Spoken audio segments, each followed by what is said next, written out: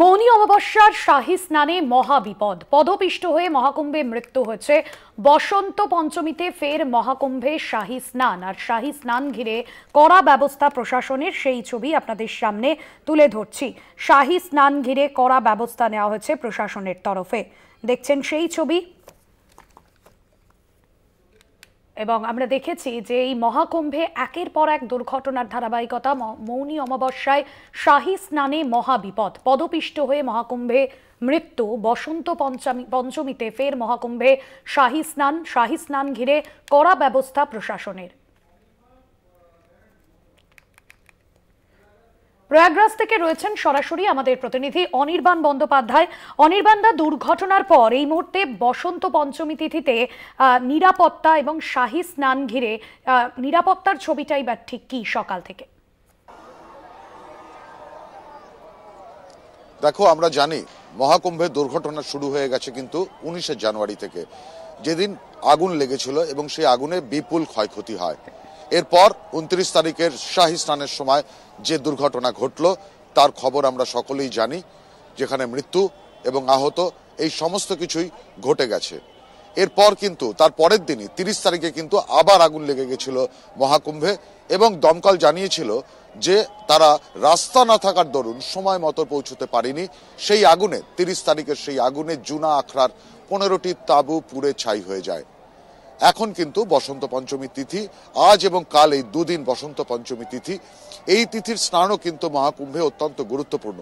কিন্তু আমরা দেখতে পাচ্ছি এর আগে যে ভিড় আমরা দেখেছি, মৌনী অমাবস্যা তিথির আগে থেকেই, কয়েকদিন আগে থেকেই যে ভিড় আছড়ে পড়েছিল মহাকুম্ভে প্রয়াগরাজে, আজ এই বসন্ত পঞ্চমী তিথি এর স্নানকে ঘিরে কিন্তু সেরকম কোনো রকম ভিড় চোখে পড়ছে না। আমি দেখাচ্ছি আমার বাদিকটায়, যেখানে সূর্যের রোদ খুবই প্রখর, কিন্তু সেখানটাও দেখলে বোঝা যাবে যে কিভাবে গঙ্গার তট কিন্তু পুরোপুরি ফাঁকা হয়ে গিয়েছে। এবং ওই যে দূরে ব্রিজ দেখা যাচ্ছে, অস্থায়ী ব্রিজ, যে ব্রিজগুলোতে মানুষ ঠাসাঠাসি করে চলছিল, দেখাই যাচ্ছে আজকে সেই ব্রিজ কিন্তু তুলনামূলকভাবে ফাঁকা। অন্যান্য দিন শাহী স্নানের কয়েকদিন আগে থেকে এই জায়গাটা কিন্তু ভিড়ে ঠাসা ছিল, আর আজ কিন্তু সেই জায়গাটা পুরোপুরি ফাঁকা। এর কারণ একটা হতে পারে যে দুর্ঘটনা নিয়ে মানুষের ভয়, এর আরেকটা কারণ হতে পারে যে মকর সংক্রান্তি এবং মৌনী অমাবস্যার তিথি, এই দুটি তিথিকেই কিন্তু প্রধান শাহী স্নান বলে গণ্য করা হয়। এরপরেও থাকছে কিন্তু মহাশিবরাত্রির স্নান, দেখা যাবে সেই স্নান ঘিরে মানুষের কিরকম উন্মাদনা হয়।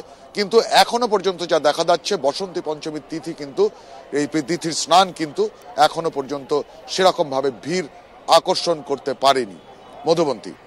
অনির্বাণদা, সেক্ষেত্রে আজকের যে ছবি তুমি তুলে ধরলে এবং নিরাপত্তার দিকটাও বললে, তবে আমরা দেখেছি মহাকুম্ভ ঘিরে একের পর এক এই দুর্ঘটনার ধারাবাহিকতা। সেক্ষেত্রে আগের দুর্ঘটনা থেকে শিক্ষা নিয়ে যোগী প্রশাসনের তরফে এবারে নিরাপত্তা কি কোনো রকম পরিবর্তন বা নিরাপত্তা আরো জোরদার করা হয়েছে?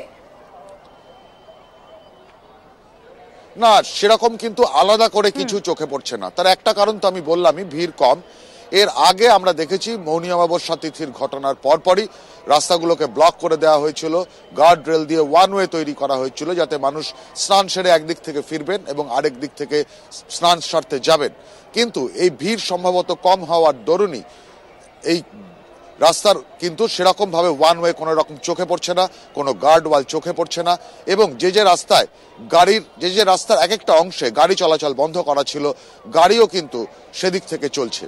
কাজেই বলা যেতে পারে গোটা বিষয়টা মানুষের ভিড় কমে যাওয়ার দরুনই হয়তো নিরাপত্তা ঢিলে করা হয়েছে।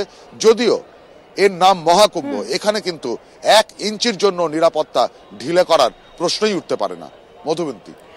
ধন্যবাদ জানাবো অনির্বাণদা তোমাকে। তোমার সঙ্গে ছিলাম আমি ভাস্বতী। প্রয়াগরাজ থেকে সরাসরি ছিলেন আমাদের প্রতিনিধি অনির্বাণ বন্দ্যোপাধ্যায়।